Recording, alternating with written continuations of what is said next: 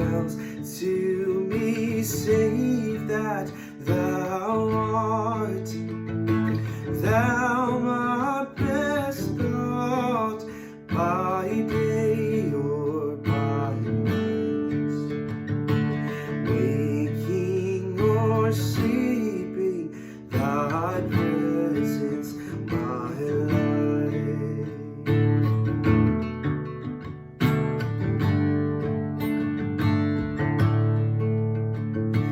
Be thou my wisdom, and thou my true word. I ever with thee, and thou with me, Lord. Thou my great Father, thy child may I be. Thou in me dwelling, and I one with thee.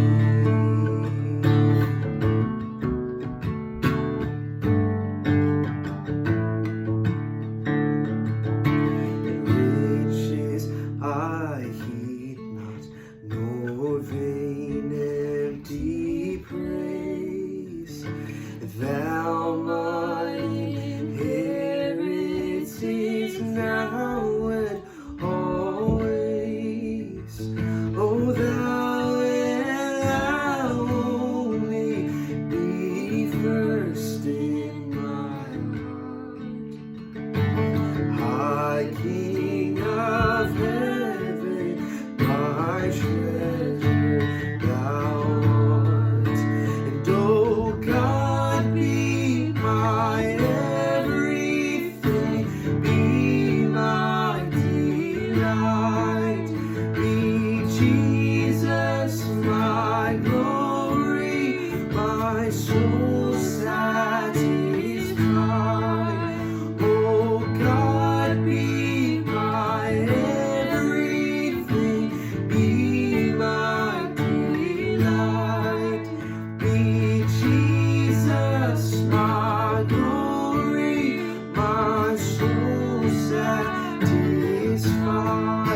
And oh God, be my everything, be my delight, be Jesus my glory, my soul satisfied.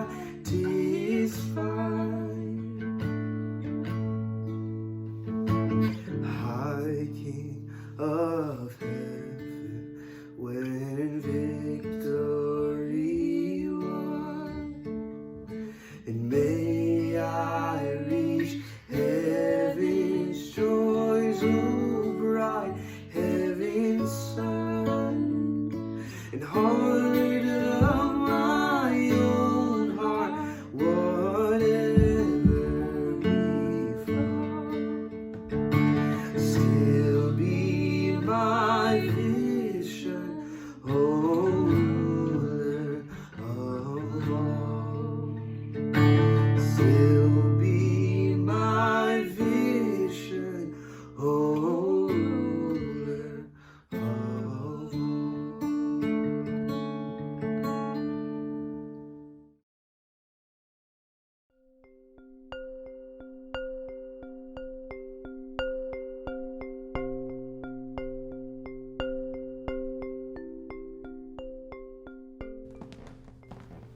Thank you for joining us today. I'm Sharice Johnson, a member of the executive team of the board of directors of Someone to Tell It To. 2020 has been quite a year, hasn't it? We're living intense and divisive times, especially here in the United States. This, our first ever virtual program, addresses some of the issues that are confronting us, and I'm proud to be a part of an organization with a mission that encourages and enables people to find ways of creating healthier and deeper connections with one another. I'm proud to serve on a board that is committed to supporting and undergirding a mission that puts broken pieces back together again, that facilitates conversations and dialogue that leads to greater understanding, and that exists to help us all find our way in difficult and uncertain times. Someone to Tell It To is about healing, hope, and finding wholeness in our relationships with one another and with our own selves. And I'm proud to be a part of a mission that believes we are all someone. Someone with a story to share, someone who needs a friend, someone who is grieving, angry, lonely, afraid, or has questions about matters of faith, someone who simply needs someone to listen. We hope this program will inspire you and encourage you, and if it does, we humbly invite you to become a supporter of our mission. You can go to someonetotellitto.org to learn more and to help fill up this heart to overflowing between now and the end of the year. You'll see more of this heart throughout the program, and we hope you can help to begin to fill it so that more and more people can be served by Someone to Tell It To's team of compassionate listeners and trainers. For all of the someones who can't afford a listening ear, would you consider donating to support them? Thank you again for being with us today.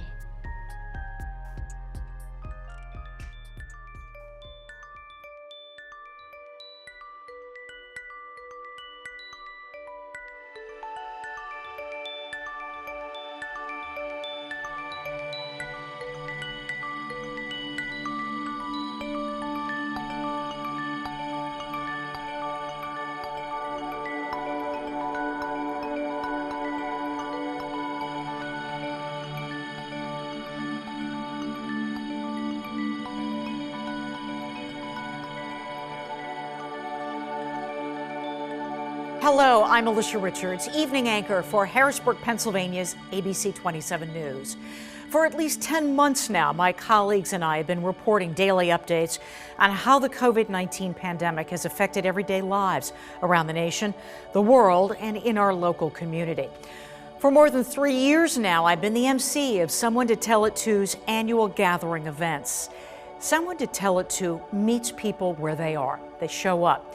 They enter into the broken places in others' lives in order to help mend those places, to enable people to be whole again, or maybe for the very first time. That's why I believe in their work and mission. Just listen to what others are telling them, especially during this time when COVID has shown up in all of our lives. From those who have lost someone they loved during this pandemic. Sometimes the grief comes all of a sudden, sometimes just from a small reminder. Thank you so much for the prayers that are sustaining us through this very, very difficult time. We definitely feel loved and supported. Thank you so much. I've been struggling the past few days. I actually started to feel sorry for myself. I don't like that feeling. Right now, I need to stay in the moment because I struggle when thinking about the future, a future without my soulmate. She may have died due to the loneliness she was experiencing as a result of the virus. None of us could visit her as she was accustomed to. She needed visitors. Her family was her lifeline, and when we weren't able to be her lifeline, she declined quickly. I went to visit my mother the other day, and I arrived 10 minutes too late. She had already died. Or about a woman isolated in her apartment in Alabama. She can't see her children and grandchildren. Her neighbors in the building, all senior citizens like she is, are encouraged not to socialize due to the heightened susceptibility to the virus. She worries about getting sick, about being on a ventilator, about her life ending when there are still things she wants to do. She's always loved writing. In her 80s, she still dreams of writing a book. She has a creative spirit and still knows she has more inside her to create. She keeps up with the news. She's informed and inquisitive. Her vibrant spirit is evident, even over the phone as we talk with her. But still, she is afraid and she needs to talk it out. Or from this woman whose husband is living with dementia. I have a great update to share. Evidently, the COVID crisis has resulted in staff shortages at assisted living and nursing care facilities. A Department of Government has opened up a new position to help alleviate this situation, temporary feeding assistant. My husband's facility is hiring me for 2 hours a week just to feed him. I am so excited. I haven't been able to be up close to him since mid-March when regular visitation was discontinued due to the pandemic. This opportunity seems almost too good to be true. I am so grateful. Hopefully, I will be an official employee by early next week. Ironically, a few days after this news broke, he developed an infection. After not eating or drinking anything and running a fever for a couple of days, the nursing staff called me to come in last Thursday morning. It was such a contradiction of emotions. I knew that he was very ill, or I wouldn't have been able to get inside. But it was so wonderful to be able to be there and hold his hands and give him hugs. The physical connection I longed for was so meaningful, to me especially, but I think to some extent him too. Thankfully, he pulled through the infection and is back to his base level now. Someone to tell it to supports and listens to people such as these every day. That's why I'm proud to endorse their work. They are lifelines to those in some of the most vulnerable places of their lives. Hello, my name is Dr. Amber Sessoms. I am a nationally certified school psychologist and an anti-racism, anti-bias educator. And I just wanted to impart just a few of my thoughts on just being essentially a Black woman in America and just what I'm feeling in this moment, right, with our election, with George Floyd, Breonna Taylor, and just living my almost 40 years as a Black woman in Central Pennsylvania and in America. And part of what I really feel deeply in my core is that we have to start getting in touch with our humanity. And part of that is that we have believed this lie in our country that somehow there is this distinct difference between people that look like me and people that have white skin. And it's so problematic and so soul murdering and spirit murdering to our students, people that look like me, and also people that believe themselves to be white. And part of that deeply rooted feeling is this fear and this sense that we cannot love each other, that you cannot see yourself in me. And how do we move beyond that? How do we move to a space where you can center my lived experience, where you can center and believe when I tell you that I'm hurt and I'm offended by something you have said that has damaged me in a way because of my lived experience as a Black woman? How can you really believe me and not center yourself in that? How can you take yourself out of that equation and say, I'm going to believe you because you hold wisdom from the position that you live? How do you do that in a way that shows compassion, that shows empathy and love? And in a country right now that is so divided, right? We have to have winners and losers. We have to have people that are on this side or that side. And that's not the way that God designed it. That's not the way that our world should be. So how do we move to a place where I am completely and authentically who I am in all of my spaces, and I feel like I belong, I feel like I'm loved, I feel like I can be celebrated for me. And I don't have to fight for that. I don't have to have a committee, I don't have to have a team, I don't have to have a march to say that my life matters, just as much as yours, not more than, but just matters.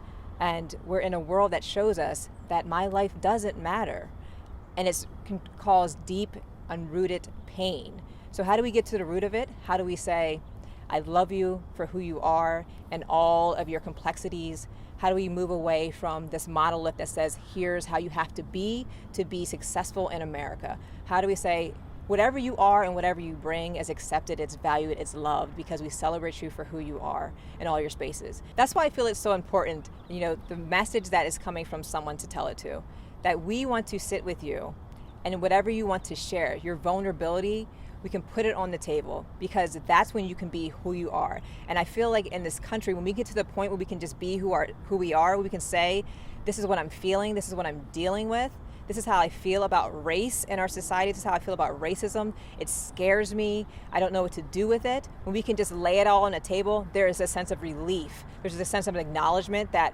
I see you, I understand, because we're all embedded with it, right? We all have this system that we live in that says that certain people are valued more than others. So how do we come and we bring our full selves and say, you know what?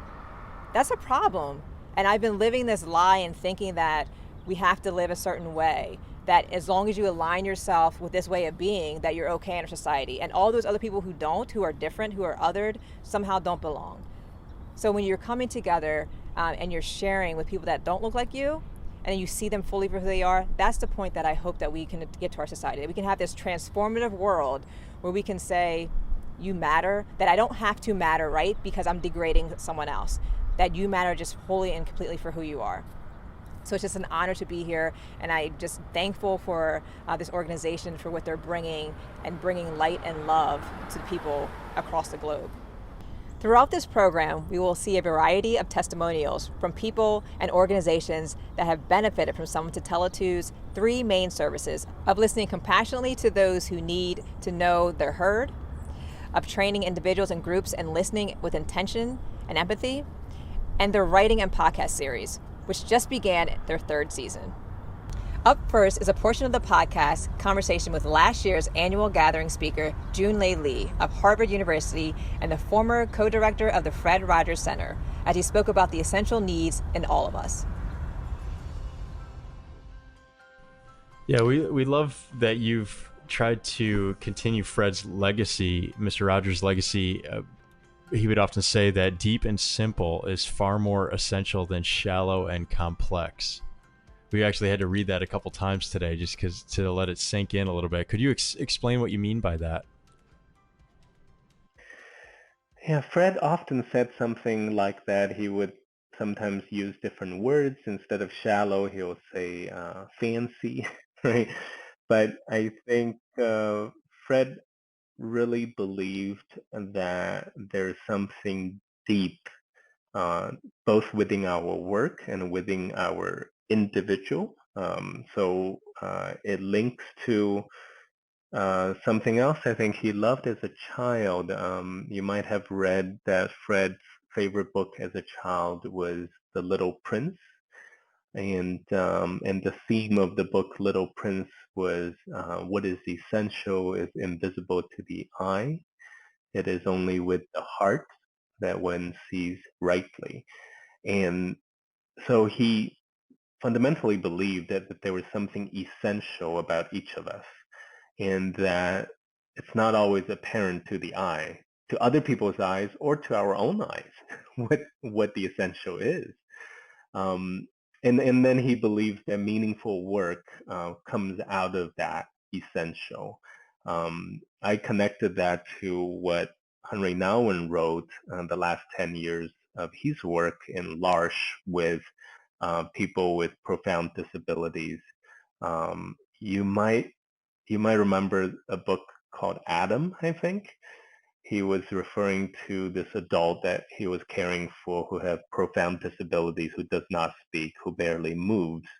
So what is visible to the eye is a person with profound disabilities that doesn't move. But Henry was writing about how Adam was teaching him what is essential about being a person. And so anyhow, deep and simple to me meant that you always try to look for what is essential about a person and about the work that we do with people, whether they're children or whether they are grown-ups. Someone to Tell It To has taught us the importance of listening with intent and purpose. COVID-19 has impacted us all in so many different ways, and I've found that my ability to listen to others and truly hear what they're saying has benefited my relationships at work and in life. Sometimes the best way to connect with someone else is to not actually say anything at all, but to listen to their struggles with an open heart and an open mind. Someone to Tell It To has helped us build stronger relationships by listening to the needs and wants of our members. Their model of compassionate listening helps us to build trust while offering authentic, non-judgmental interactions. It shows our members that we're here not just to listen to them, but to walk beside them and support them with anything they need. It shows our members, despite the pandemic, they are not alone. I'm Adam Porter from Harrisburg, Pennsylvania, and I'm starting a new role with Someone to Tell It To as its Connections and Development Officer. As an entrepreneur, I believe very strongly in the mission of Someone to Tell It To, as it strives to help us all create safer, deeper, and more meaningful relationships through compassionate listening and training others to listen well and listen with intention too. Listening creates connection, and connection creates healing. Our world needs that healing so very much. You'll be hearing and seeing more from me in the weeks and months to come. I am committed to helping this wonderful mission grow and thrive, to help the world be a better, kinder, and more caring place. And I start today by asking you to go online at someonetotellitto.org to donate generously to this mission of empathy, compassion, and healing. Thank you. So one of the things that, as we were spending some time getting to know you and a little bit more about your story, we found fascinating, and we'd love for you just to start off today's conversation telling us a little bit about your interaction with the Dalai Lama, because from what we had read, that you had a chance to meet him. I did. What was that like?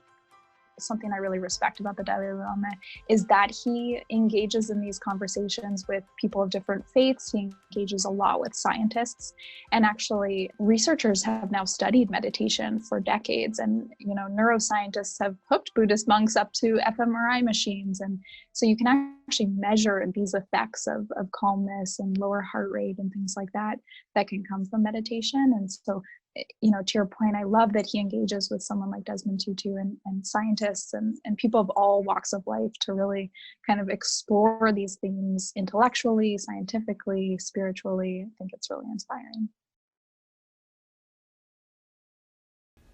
So the social climate right now, everyone is so intensely red or blue, black or white, affluent or not, that it really is difficult to hold out hope for our friendships, even within families, neighborhoods, and communities.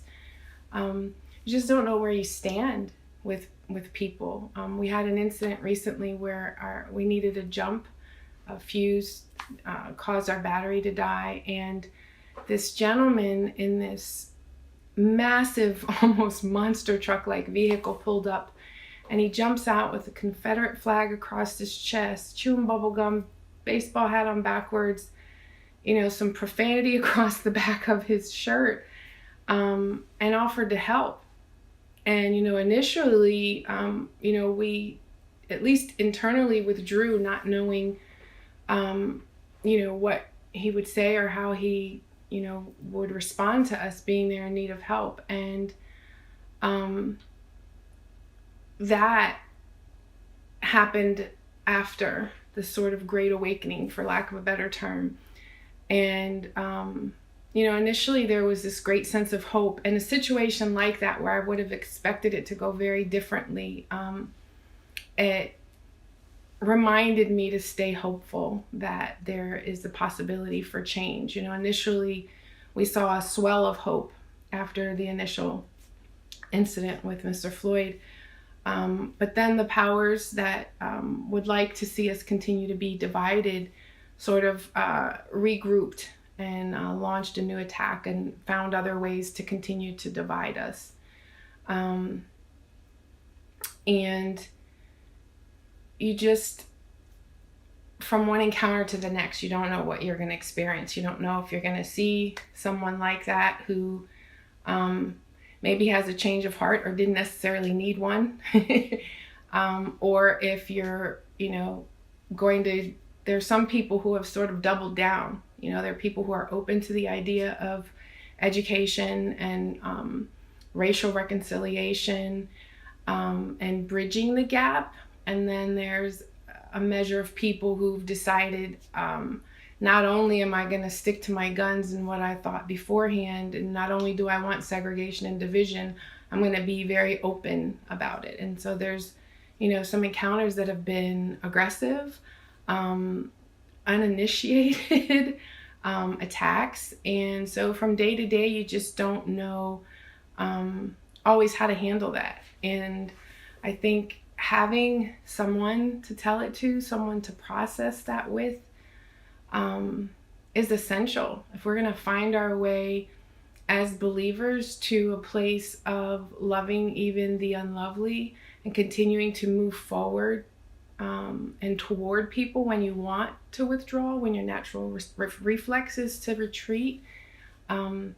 It's imperative to have someone to talk through it with, who comes to the table with an open heart, a loving heart, a listening ear.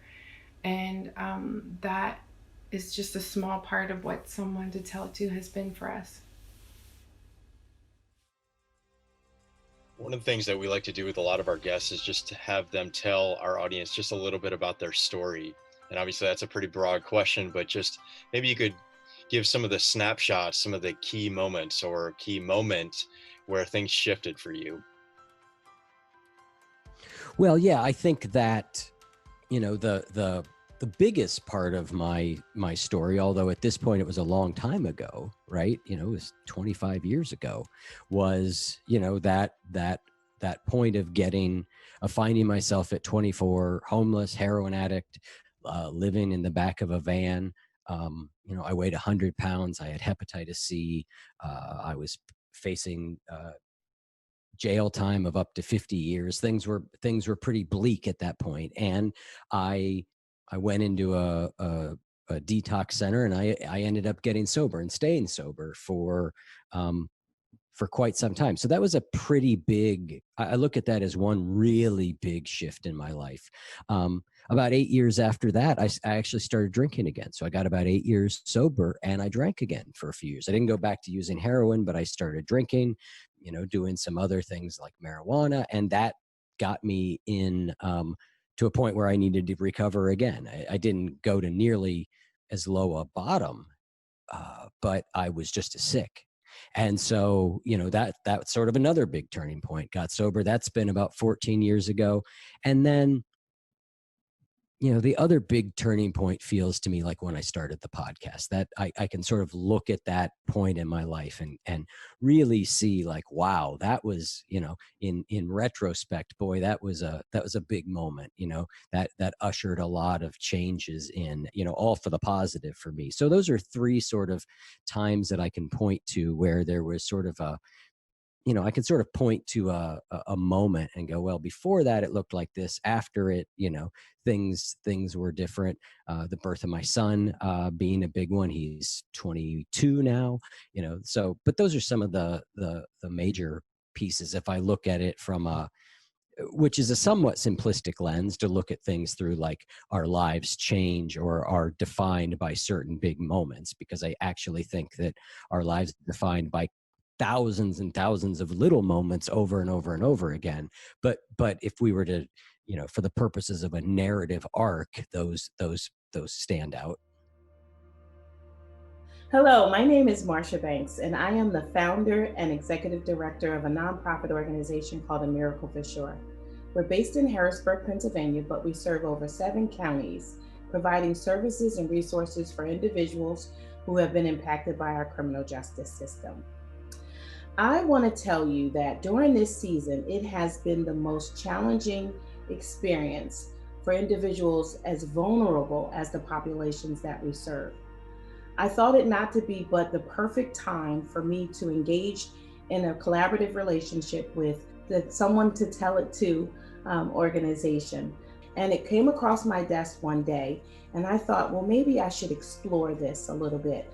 My case managers are very important to those individuals that we are serving. And I thought that with the crisis that we were dealing with, in addition to the challenges that they have already encountered as they returned to their home communities, I thought it would be a great time to take a look at how could we be more helpful to this population that we're serving.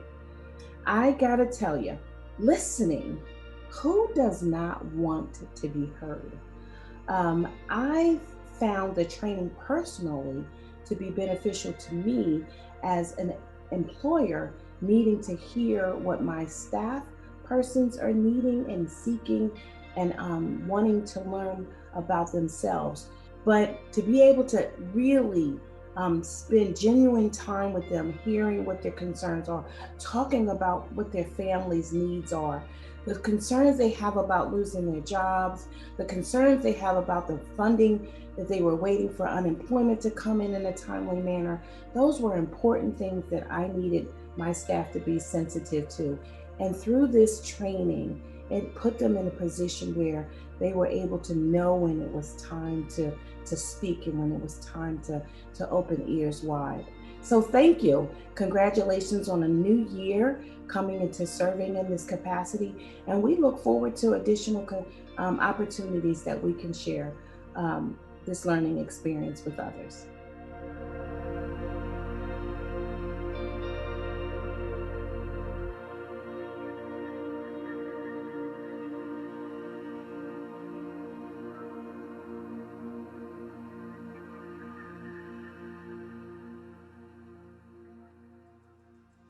We'd love to just learn a little bit about how you've been navigating the chaos. Well, it's an interesting journey. I think, feeling a real sort of sense of gratitude for living where I live and being safe and well and, living with our family together here. And then on the other hand, this sense of helplessness of what could I do more of to help those people who were suffering and in pain? And I was really struggling with that. And it was keeping me awake at night until I decided to begin to ask some of those questions for myself in terms of what was I assuming about myself, others, and the situation, and discovered that actually what I was doing was focusing on, the people in my span of care, my close family, my broader family, my mum and dad and stepfather, and what they needed right now, my brother, and being able to support them through this crisis, through regular listening, every other morning having calls with them. And so that was one part of navigating this piece. And I suppose the other thing that I needed to do was to start to really pivot my own business, to move it wholly into the online space, which I hadn't done before. I'd been used to having some coaching clients, those I coach around the world for sure over the Zoom platform, but not in delivering some of my training programs online. That's something that was a bit of a challenge to get my head around. Charlene Stein, formerly a nurse leader at Penn State Hershey Medical Center's Cancer Institute, whose team of nurses benefited from several training in-person seminars led by someone to tell it to before COVID took hold. Hello, I'm Charlene Stein, nurse manager in Central Pennsylvania. Prior to the pandemic, Someone to Tell It To came to my staff and provided compassionate listening training. It was because of that training, my staff could listen and provide compassionate care throughout the pandemic. Additionally, during the pandemic, I had multiple staff that came to me very distraught and very anxious. Because of the skills that I learned, I was able to actively listen to them. There was times that I identified that they needed someone else to talk to as well. And I would reach out to Someone to Tell It To, and they were more than happy to talk to my staff. Someone to Tell It To has a mission to reach those who are lonely. Often throughout the pandemic, Someone to Tell It To would reach out to me as a healthcare manager and ask me sincerely, "How are you doing, Charlene?" They were there for me throughout the pandemic. I'm so very thankful for Someone to Tell It To. If you model taking a position that promotes empathy, that promotes analysis, and that promotes courage in confronting attacks on other people or things that harm other people, and if you're courageous about it, okay, no matter what the cost is to you personally, then from that evolves moral authority. You have the moral authority to speak to others about whatever it is because you're modeling it, okay? If you're not modeling it and all you're doing is just mouthing a bunch of stuff, I mean, as an exemplar of all of that, Martin Luther King modeled what he was up to. Not just him, Rosa Parks for years modeled what she was up to, not just sitting down on the bus, but for years after that when I saw her in various causes. I first met her at a conference in Detroit after the 1967 Detroit riots when she was in there taking notes and talking to people and trying to figure out whether there was something she could help with doing. And then later she came to the Free South Africa movement and got up and made a public speech. The first time I ever heard her make a public speech. She came and thought she was just there to be a symbol. And we said, "No, make a speech." She said, "Make a speech?" I said, "Yeah." She did. But these people are symbolic of that. All those years at Coretta after Martin was assassinated, went around promoting the principle of nonviolence. People don't understand the role that she played and how important it was, both in public and behind the scenes. So it doesn't mean that you're always right. Just because you are committed and you're courageous, you may be wrong about something sometimes, but you should do the best you can do according to your own analysis and view of things. Hey, Connor. So today was supposed to be a pretty special day in your life. Could you talk a little bit about what was supposed to happen today for everyone who is listening, and what are your plans from here? Well, today was supposed to be my wedding day. I'm supposed to get married in about 3 hours from now, back home in Ireland, in the General Post Office, which is one of the coolest buildings in the entire country. We had about 150 people flying from America or going from Belfast, my home, to Dublin. And then around mid-March, with the pandemic stuff breaking out, we got emails from wedding venues and everybody, and they were saying, "Hey, we have to cancel your wedding," and that was very difficult. My fiance was like, she's a doctor, and she was saying, "Well, let's see how things develop. Maybe we'll be able to get there by May." And then by the end of March, I was like, "Leah, we have to cancel or postpone this wedding." It's not really canceled. I was like, "We have to postpone this wedding because everyone else has to worry about flight refunds and hotels and all of that stuff. So we gotta get this done."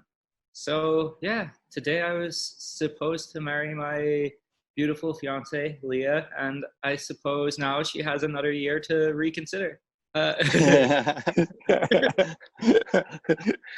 you can't imagine anything you'd rather be doing today than hanging out with us. Yeah, no, this is perfect. It's exactly what I envisioned when I envisioned today. It's not what you planned, but we're glad to be able to share part of this day with you. I'm Michael Gingerich. And I'm Tom Kaden. We're the co-founders, co-CEOs, Chief Encouragement Officers of Someone to Tell It To. We are so honored and privileged to introduce our keynote speaker, Jamia Wilson, a best-selling author, social commentator, and newly appointed vice president and executive editor at Random House Publishers in New York City. Jamia is an insightful observer of our current cultural state, what is disturbing and what is hopeful, where we are disconnected and where we are united, how we are struggling and how we can come together. We've made a strong connection with her, and we hope that you will feel her passion and spirit too. She has much to say about the world we are living in today. So here's our very special guest, Jamia Wilson. Hi, Jamia. It's so great to see you again. We're really glad that you're here with us today. We all know that we're living in turbulent and troubled times. There's just a lot of division, a lot of disunity, a lot of distrust in the world today.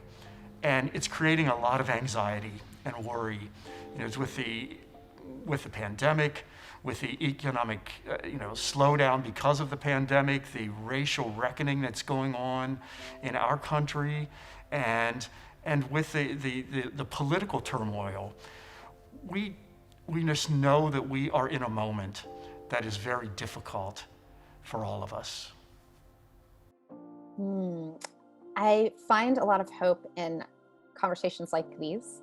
I think that the thing that keeps coming back to me is that we've got us. We have each other. We have our community. We have the people who share our values. And although in a time like this where everything feels topsy-turvy, that uncertainty is palpable as it relates to COVID-19, as it relates to what's happening politically, that we are very rich with the abundance of our community. We're very rich with the strength and resilience of the communities that we have that have been building and deepening their bonds over the last 4 years, but even recently becoming closer in certain ways because of the ways we've had to count on each other during COVID-19. And I needed to remind myself that last night when I was starting to feel like my breath was changing, saying, how am I going to breathe? I'm inhaling, I'm clenching every part of my body. I'm having a trauma response. The stomach is in knots. How am I going to sleep? I'm weeping, and my brain is spinning so much that I can't even name to you why I'm weeping, because there's maybe 125 things that are marching in my mind. And then I kind of came back to, what do you know is true? What do you know is righteous? What do you know will be here tomorrow, no matter what the outcome? Who do you know who has your back? Who do you know who loves you, who believes you're enough in this moment? Who do you know who you can build with? Who do you know that you can talk with? Who do you know is going to continue to fight forward for the things that you believe in along with you? And then to just ask myself, what is it that I need right now? And what is it that those people who I love need? And just kind of getting close to that to say, okay, right now I need to address this feeling of anxiety, and what can I do to bring myself quite basically back to a place of calm. I turned off the TV after having it on nonstop for many hours, turned off my devices, decided that I needed to create a sense of sanctuary to remind me that that's possible to find and achieve no matter what the weather is, right? And so that's what I am just keeping coming back to in terms of the hope that we've got each other, but we've also got ourselves. We have the tools within ourselves that if we don't have others around that we can count on, and sadly that's something some of us have, that we know that there's this kind of collective other of people who also believe in what we believe and have our values and will support and help in that, that we're not alone. Just coming back to that, I think, is extremely important, and it seems so simple, but it is what I keep coming back to multiple times today. And then for those of us who are able to be with others right now, because I know COVID-19 complicates this, I just asked for a hug. I really needed a hug, and just to say, okay, what is the most basic thing I can do to feel like I have a sense of shelter, that a sense of mutual love, respect, that there's someone who will protect me. Because I realized that the instinct I was feeling was one of feeling like I was naked and exposed in the middle of a frigid wilderness, and how do I get to a feeling of being held? And so that can mean a lot of different things. I have a weighted blanket that I sleep with and that I bought during COVID-19 because I had been feeling so homesick, not being able to see my family. And I sleep so much better. It's helping my nervous system to just know that I can be held in my sleep, right? So whatever it is, if you have someone nearby who you can safely hug, or if you can get a weighted blanket, if you can do the cozy things, if you can take time to meditate and to write your thoughts down, or to record your thoughts like you would talk to a best friend and then listen to them later when you've passed the storm and say, hey, I lived through that, and high five to self. All of those things matter, and all of those things are important. What is righteousness? And what is truth to you? Thank you for that invitation. I will say, in all honesty, and I'm still working on this as a woman who is conditioned in our society that teaches us that you're supposed to be a good girl, although I've kind of joyfully, defiantly played with that forever, I would say what's righteous for me is anger right now. I have righteous anger. And I have to remember that Jesus flipped those tables in a moment of righteous anger when there was chaos, when there was destruction, when there was disobedience, right? And for me, that's something that I'm really just digging into and saying, yes, I have righteous anger. I am angry about the immorality. I am angry at the lack of humanity. I'm angry at the harm that other people are causing for other human beings. I'm angry about the lack of empathy, the lack of decency, the lack of dignity, and the lack of respect. So I'm getting emotional saying it, but I need to say that, and last night I let myself say, like, I am not going to justify. I am not going to make excuses for. I am not going to find any way to gloss over the fact that humanity needs healing, that we need to respect and love each other more, and we need to have more empathy for others. And we would have a very different outcome if we had more empathy for other people, and if we weren't just thinking about ourselves and living in selfishness. And so the righteousness for me is coming from a place of anger. It's coming from a place of rage. And it's coming from a place of feeling sort of reluctantly called to speak up in some ways, when I just want to hide in my shell, and when I just want to cower and yet and contract rather than open, right? But I know that what is needed is for us to show up, to turn up, to connect, and all those things. And so, yes, I'm going to allow myself to nurture that anger, and I'm going to allow myself to nurture the discomfort of this moment, and hide a little bit and heal a little bit and lick my wounds. And I think we all deserve to do that.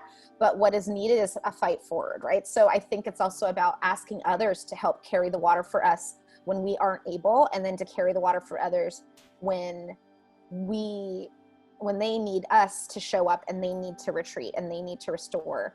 And so that's what I'm really trying to do. And, I just did a practice of thanking a lot of people who did things that I wasn't able to do because of health reasons, but then also distance and proximity. Thanking friends who were being poll watchers in Miami and Pennsylvania, thanking folks who were going to the polls and the Resistance Revival Chorus for going and singing at the polls and bringing joy to people, sending pizzas to the people waiting in line so that they don't leave and they stay in line. Those kinds of things can help transform the alchemy of the anger into service and support and community and connection. And so for me, I think I'm really tapping into the righteousness of the anger to say, I have a right.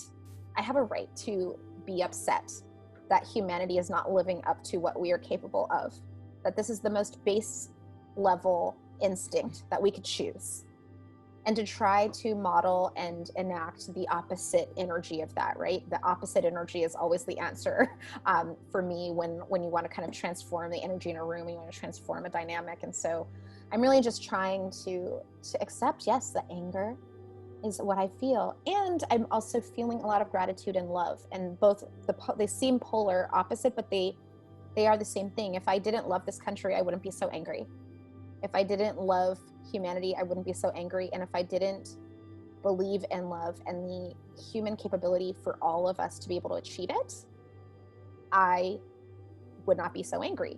And I think what makes me upset is that there's an indifference some people have, or a resignation that some people have to say, oh, it's human nature to be selfish. It's human nature to just think about your own interest, and those who look like you, think like you, are in proximity to you. And I don't believe that. We have thousands of years of human history that have shown us otherwise, of partnership and collaborative driven cultures and structures that show us that our human nature is one based in reciprocity, and one based in love, and one based in connection and partnership.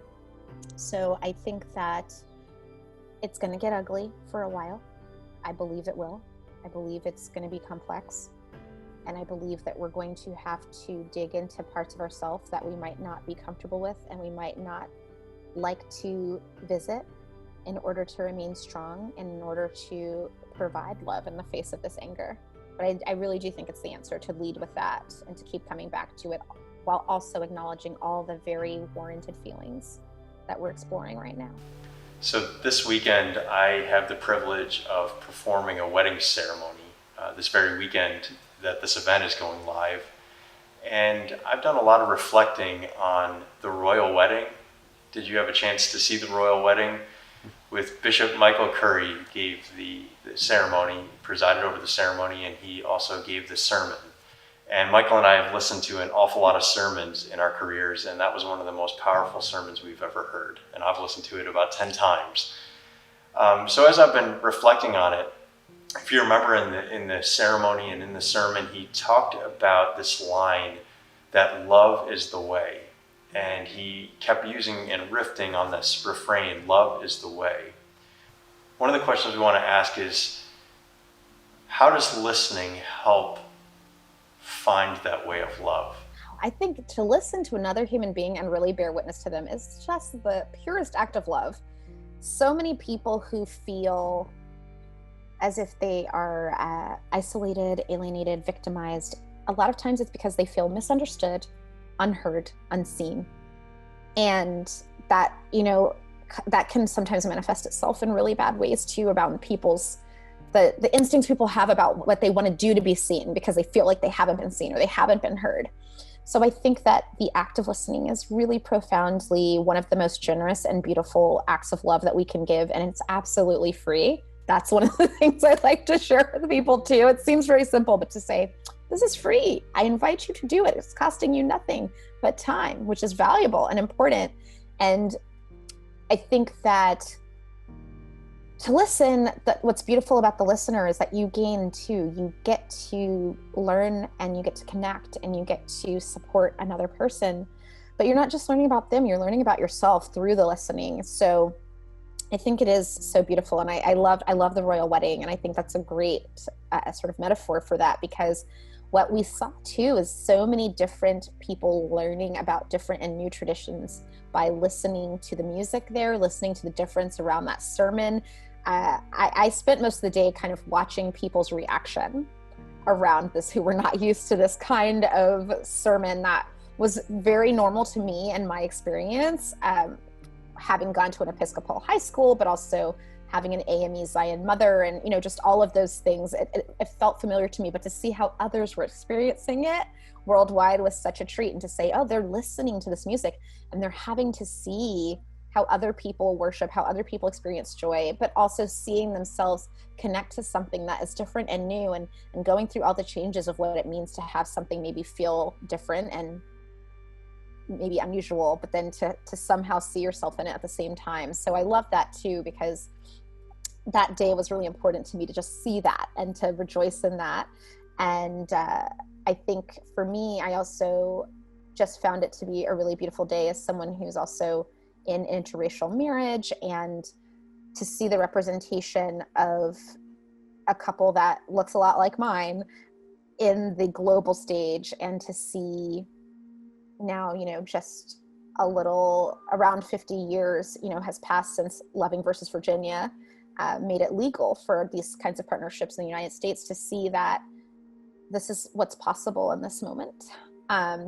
Even despite all of these other very real challenges we have, that was a moment. And I think it's one that we should give that weight to also, that was a moment to show people that love is something that is best experienced by everyone, and that shouldn't be limited or blocked or challenged because people might happen to speak a different language or have a different amount of melanin, it just makes it so silly, which is why I say it that way. But I think it was a really important moment for us as a couple to kind of see that and to experience it together and say, hey, this is not something we could have done 50 years ago, and the way that we did it, years before they got married, but then in the way that they're doing it now. And that's something.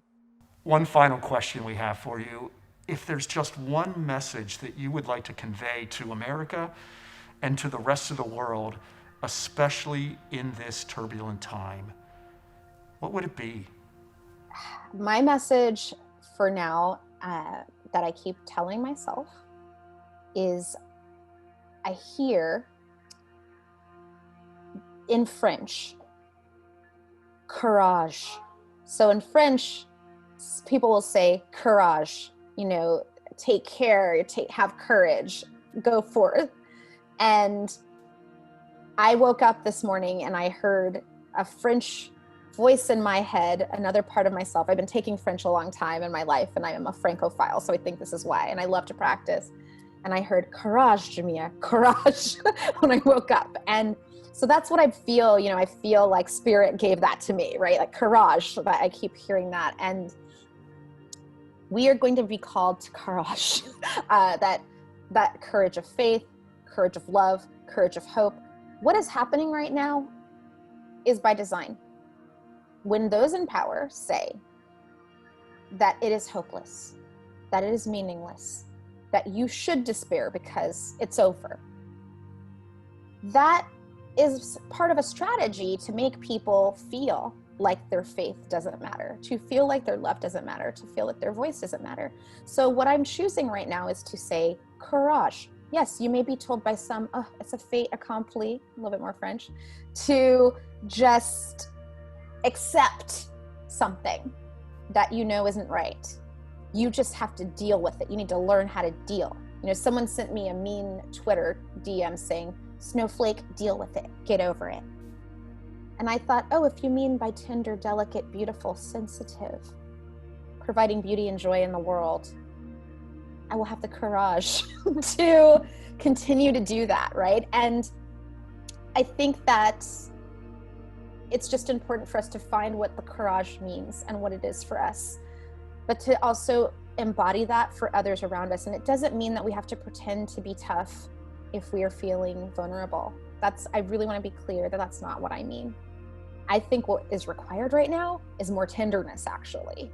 And a tender kind of courage, a tender listening, like you said, a tender faith, a tender love, a tender openness. I was thinking about just my dad and my husband, who are, my closest people in my life, my closest human beings. And I just thought, how do I open myself more to them? In what ways am I holding back? In what ways can I be more tender and have the courage in my most intimate life to show more love? And that's something I've been trying to do. And it might seem like it doesn't do something big in your life, but it does when you're talking about divisions in our country, when we're talking about schisms around values and feeling uncomfortable about those around you, feeling fear about other human beings.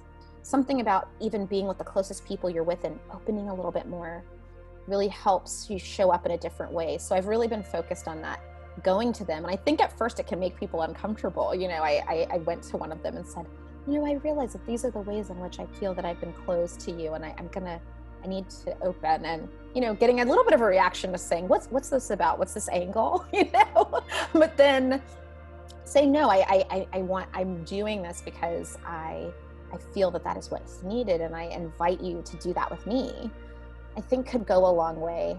And I think that if there are people who you have been putting off reaching out to because maybe you haven't talked with them in a while, or you've been thinking about them, but there's some sort of block, some sort of energy, which we all have that. Maybe now would be the time to have the courage to reach out and to just say, I'm thinking about you. These are some wild times we're in. I was wondering if we could catch up. I want to hear what's on your heart.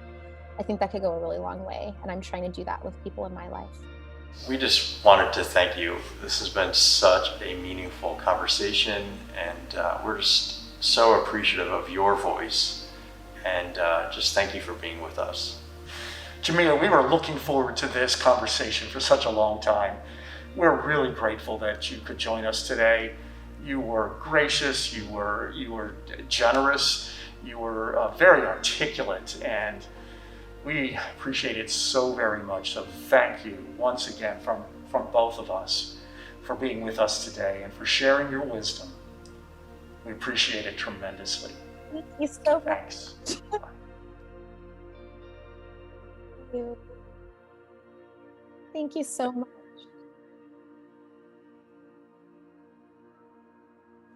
We established Someone to Tell It To nearly 9 years ago because we have long realized that there are people who are not being heard, valued, or appreciated.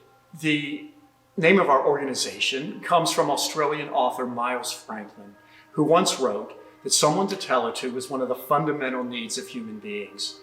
She was correct. And an epidemic of loneliness that has just taken hold, not just in our nation, but all around the world. It's been growing, and it's been growing, causing painful disconnection and broken relationships. So we want to give people a voice to be heard, valued, and appreciated for who they are and who they've been created to be. We believe that each one of us needs to tell our stories, the joys and sorrows. We believe that each of us can listen better to those stories because it helps one another to find clarity, peace, and healing.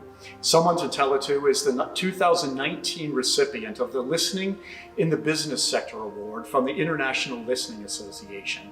We are proud members of the International Listening Association, which is comprised of members from 22 countries around the world. Someone to Tell It To has trained healthcare facilities, businesses, universities, nonprofits, churches, and other organizations, as well as individuals in compassionate listening. Over the past 8 years, our listeners have had more than 12,000 listening interactions with individuals and families throughout the United States and in 12 countries. We have written 2 books, and a 3rd book proposal is with a publisher right now. We've written countless blogs and have completed 37 interviews for the Someone to Tell It To podcast series. Just listen to some of the things our teams of listeners have heard over the years. At a time with so much revelation about painful experiences, sharing with someone who listens with compassion can be the most healing gift. All of us, at some point in our lives, deal with feelings of inadequacy, self-doubt, or loneliness. We don't get past those feelings until we share them. Someone to Tell It To has made it their purpose to be there to listen, allowing anyone to share their pain without being required to hear advice or criticism. This is, perhaps, the most pure expression of love. I cannot even put into words how I feel about what you do and what you have done for me. Cannot put into words. I'm just sitting here saying, wow, wow. Our world needs these gifts so much today. We are deeply grateful for everyone who has participated in this program, telling stories, giving testimonies, sharing music, and inspiring us all to strive toward a more caring, compassionate, and empathetic world. For all of you who are watching this program, we are also deeply grateful for your interest in our mission. We thank you profoundly, each one of you who have sponsored this program, who have donated in the past to Someone to Tell It To, and for those who have advocated for our teams of listeners and trainers to help them serve in greater ways. If you want to see this mission grow and grow, we encourage you to go to someonetotellit.org to donate whatever you are able to provide the listening space for everyone to be heard safely, without judgment, and with grace. Everyone who donates will receive a 10 Tips for Listening document to help you to listen better with greater awareness and sensitivity. So as we leave you today, we invite you to listen to this beautiful song called Fine, written, composed, and performed by our friends, the students at Berklee School of Music in Boston, Massachusetts. We are grateful for your presence with us today. Thank you for believing in the mission of Someone to Tell It To.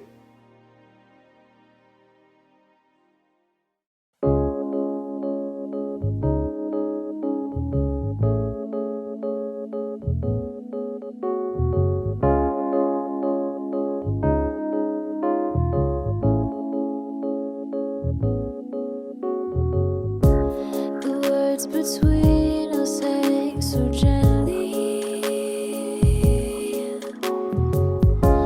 between things said and things implied. I understand your load is heavy, but you say you're doing fine. Just